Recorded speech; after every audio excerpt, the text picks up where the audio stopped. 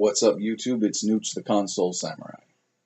Now that we're a year into Xbox One, PS4's lifespan, and 2 years into the Wii U's lifespan, it's a great time to compare them. All three have had plenty of time to develop a library.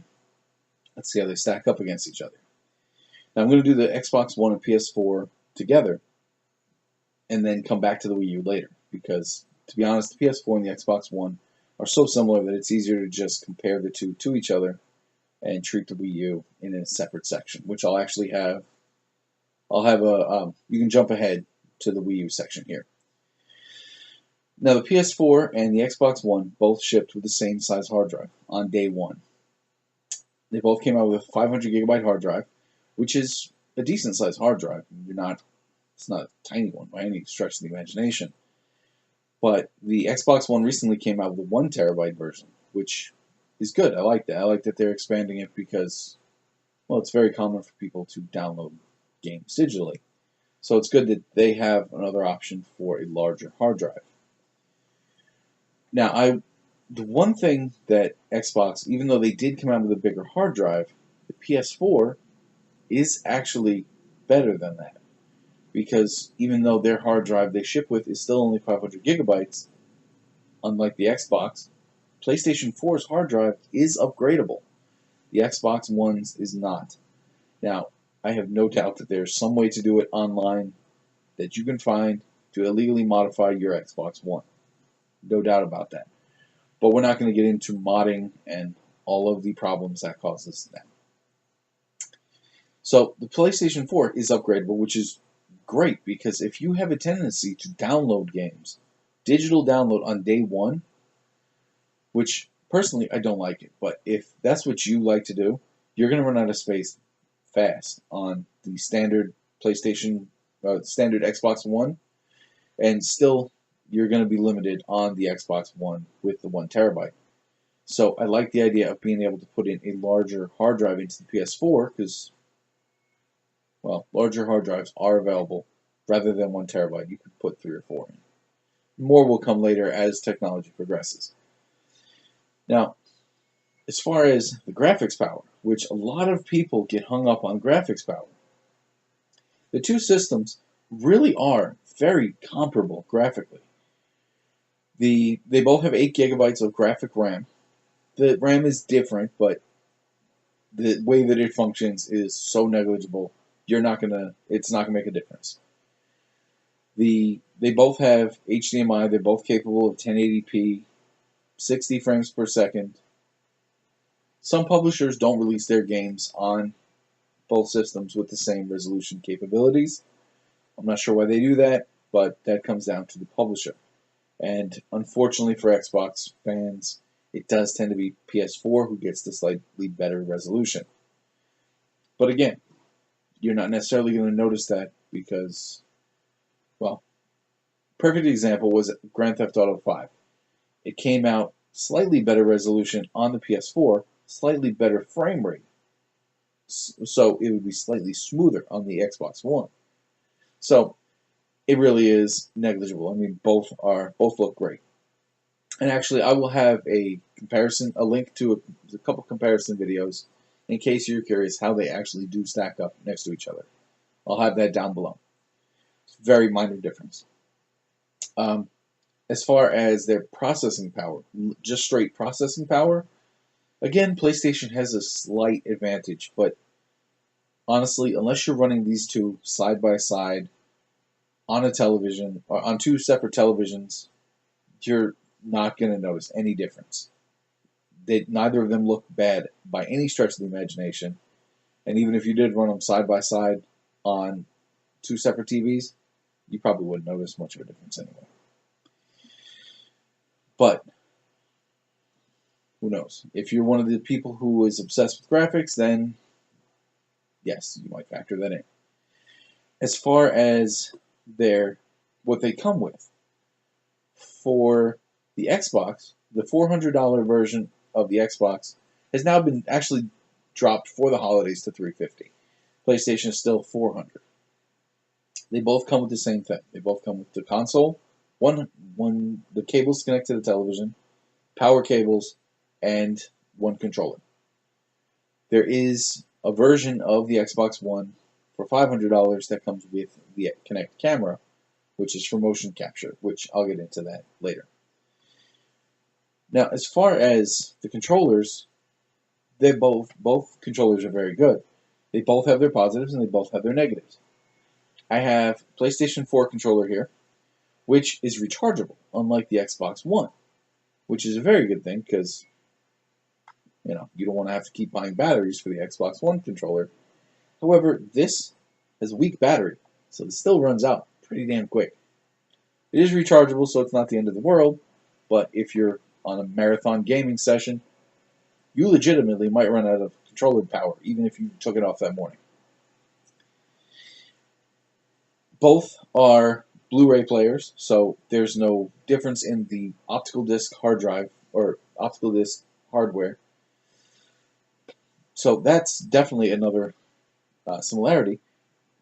To be honest, between these two systems, there really is not much difference at all. The differences really are negligible for the most part. The motion capture, Xbox absolutely has it locked because the Kinect 2.0 is much better than PlayStation's Move. For instance, to begin with, you don't need a controller for the Kinect. It watches your entire body, and your entire body is the controller, which is awesome. Now, that does have some security concerns, I know. That's actually why one of the reasons they started selling it without the camera, so you didn't feel obligated to use it, and also to save money. As far as the games they have, most of the games are multi-platform. You have games like Diablo 3, you have Destiny, Call of Duty, Grand Theft Auto 5, and games that are coming out in the near future. I mean, you have Kingdom Hearts 3, which people have been waiting for a long time. Final Fantasy 15, we've been waiting for a long time. Both coming out on both systems. Most games are coming out on both of these systems. There are a few console exclusives, and they are good ones. For instance, I actually got a chance to play Sunset Overdrive, which is an Xbox One exclusive. It's actually a fun game. I bought Infamous Second Son for the PS4, and another exclusive. Also, fun game. But for the most part, their libraries are filled with multi-platforms. So don't let the game selection be a huge thing unless there's a particular game that you're actually looking to get. For instance, one of the two I mentioned. Or in some cases, like Destiny, which I have been very hard on Destiny on my channel, I'll admit that. But the Xbox version of Destiny, hands down, is the loser, unfortunately, because there is a 1-year wait on Xbox One before you can use the full expansion packs that a lot of people bought. PS4 is going to get them in their entirety December 9th this year, whereas Xbox has to wait till December 9th, 2015, which sucks. But the game still works, it's just the DLC and some of the expansion packs aren't completely available. So if Destiny is one of the games you are absolutely all about getting, you might want to give some serious thought to the PS4. But in all honesty, it does depend on what kind of gamer you are, which I'll get into that shortly. And also what you're going to use them for. So, but now the Wii U. The Wii U, I chose to do this on a separate section of the video because the Wii U, they're running their own race. Wii U is graphically, hardware, all in all, is weak compared. I'm not talking game selection. I'm talking about the hardware and its capabilities. Is weaker than the last generation, which is Generation 7, I believe, was the PS3, Xbox 360. The Wii U current generation is weaker than those two, but Nintendo is not hung up on the graphics and all that. They have some graphically really good-looking games. They don't compare, obviously, because their graphics RAM is a quarter of the other two, at 2 gigabytes. Their hard drive is what's really concerns me. Hard drive is 32 gigabytes. Hard drive is not upgradable, but it does support external memory. which is good. But it also is, obviously, the processor is weaker. But let's be honest, Wii U was not designed to be a graphic powerhouse like the other two. That was never their intention. Their intention was to build a game console, not to build an all-in-one media console, which is definitely what the other two, especially Xbox One, has done. Xbox One designed their system to be as much a game console as a media center management device, I guess would be the way to call it. But Wii U has focused very much on just making it for games, which is good. I do like that. I applaud them for that. But as far as their library is the opposite of the other two. Their library is mostly console exclusives. It's mostly Nintendo developed games. There are a lot of multi-platforms, but if you look at their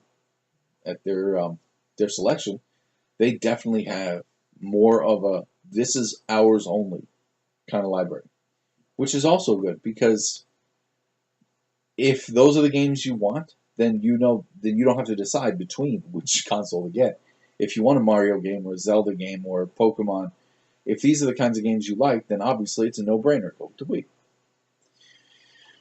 But as far as their motion capture, I have to give the Wii U a second place for the motion capture because even though we kind of revolutionized the motion capture in console gaming at home, the Kinect still requires no controller whatsoever. So that's really good because it gives you a better your entire body's controller, not just your hand or the Wii Fit pad or whatever it is on the floor. So that's definitely a thing. I mean, it's definitely something to factor in. But at the end of the day, you really have to be the one to make the decision based on what you're going to use it for, what you need it for, what kind of gamer you are. I mean, if you are the kind of gamer who's going to download everything digitally and you want beautiful graphics all the time, then yeah, the PS4 might be the best thing for you because you can upgrade the hard drive. If you're the kind of person who you're absolutely hung up on wanting to be able to turn the Xbox on just by saying Xbox or whatever console you have, then yeah, go with the Xbox. But between those two, the games are very similar. If you're buying it as a replacement for home theater system, then the Xbox One might be the way to go. If you're just looking for something for your kids to play and something that's all family friendly, there's not going to be much of anything that could be above teen. Wii U is the way to go.